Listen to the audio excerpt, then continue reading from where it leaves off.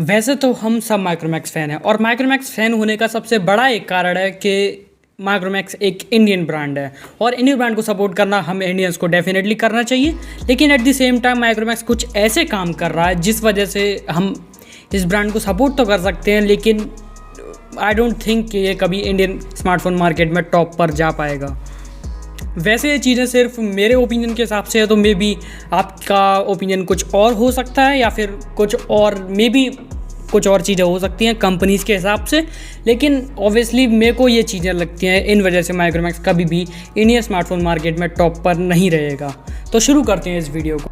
Y Micromax will never be on top in Indian smartphone market.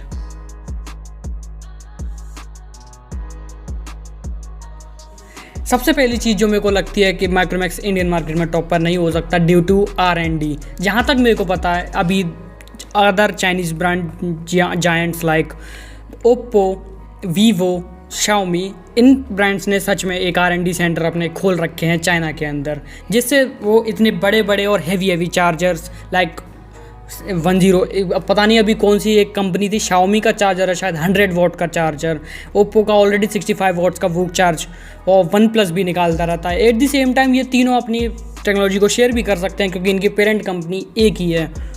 और जहाँ तक मेरे को पता है कि इंडिया में अभी माइक्रोमैक्स का कोई भी ऐसा R&D सेंटर नहीं है जिस पे माइक्रोमैक्स रिसर्च एंड डेवलपमेंट कर सके। देखो, रिसर्च एंड डेवलपमेंट सच बताऊँ थोड़ी ज़्यादा इंपॉर्टेंट है, क्योंकि रिसर्च एंड डेवलपमेंट की वजह से ही कंपनी अपनी टेक्नोलॉजी जो पेटेंट करा के रखा उसको दूसरों के साथ शेयर करेगी, तो डेफिनेटली उसको उससे ज़्यादा और रेवेन्यू मिलता है। और अपनी टेक्नोलॉजी नहीं होने की वजह से वो दूसरे स्मार्टफोन से वरी भी कर सकता है, मतलब डिफरेंट और अलग भी लगेगा।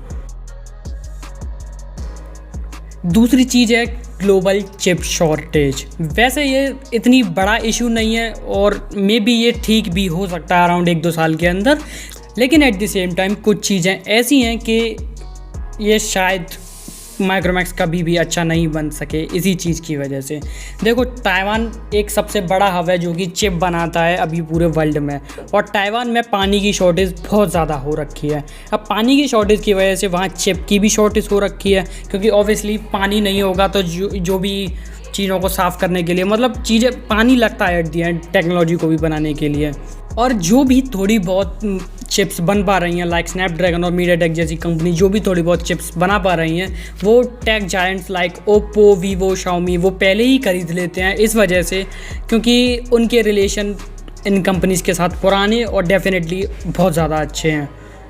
और इनके रिलेशन अच्छे होने की वजह से अभी माइक्रोमैक्स देखा जाए तो एक छोटी ही कंपनी है, मतलब जस्ट लॉन्च वाला हिसाब समझ लो, और इस छोटे होने की वजह से उसको ये स्नैपड्रैगन और मीडियाटेक की चिप्स नहीं मिल पा रही। इस वजह से मजबूरन माइक्रोमैक्स को चाइना से जो यूनिसॉक का प्रोसेसर है वो इंपोर्ट कराना पड़ रहा है और अपने फ़ोन में यूज़ करना पड़ रहा है।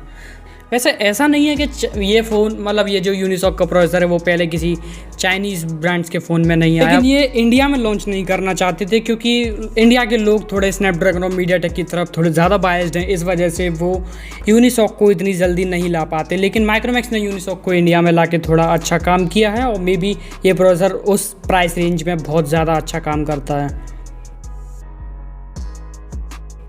नेक्स्ट थिंग जो है वो मैं बताना चाहता हूँ कि माइक्रोमैक्स अभी लेटेस्ट टेक्नोलॉजीज़ को अपने फ़ोन में इम्प्लीमेंट नहीं कर रहा। मे बी ये फ़ंड की वजह से हो सकता है या फिर कुछ और भी कारण हो सकते हैं, क्योंकि ये ऑब्वियसली बहुत सारी टेक्नोलॉजीज़ चाइना से आती हैं और चाइना को ही पैसे देने पड़ेंगे इनके पेटेंट के, इंडियन ब्रांड्स को भी। जैसे कि पहली चीज़ है अंडर डिस्प्ले फिंगरप्रिंट स्कैनर। अब अंडर डिस्प्ले फिंगरप्रिंट स्कैनर एक ऐसी चीज़ है जो कि डेफिनेटली किसी भी कंपनी का कोई एक फ़ोन तो अंडर डिस्प्ले के साथ आना चाहिए, लेकिन अभी फ़िलहाल के लिए माइक्रोमैक्स का कोई भी फ़ोन ऐसा अंडर डिस्प्ले फिंगरप्रिंट सेंसर के साथ नहीं आता। लाइक एक और चीज़ है, मतलब वो टेक्नोलॉजी अब थोड़ी सी पुरानी हो गई है लेकिन अब भी कारगर हो सकती है, जैसे कि वो बोलते हैं पॉपअप कैमरा, जो कि वीवो लाया था अपने सबसे पहले फ़ोन में, वीवो X21 में लाया था शायद, या फिर ऐसा ही कुछ फ़ोन था उसका।